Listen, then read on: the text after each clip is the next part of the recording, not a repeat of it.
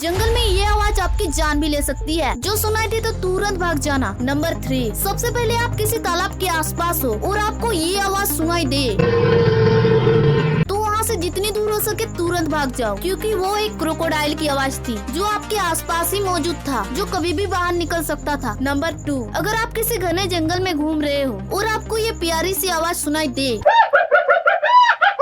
तो तुरंत वहाँ किसी पेड़ में चढ़ जाओ। और हाँ, इसे इंसानों की आवाज समझने की गलती बिल्कुल मत करना, तो वो आपकी आखिरी गलती होगी, क्योंकि वो एक हाइनास के ग्रुप की आवाज थी जो कि एक दूसरे से बोल रहे हैं कि उनका अगला शिकार यानी कि आप उसे मिल चुके हो। नंबर 1, फाइनली इस आवाज को सुनने के बाद आपका जिया करने लगेगा।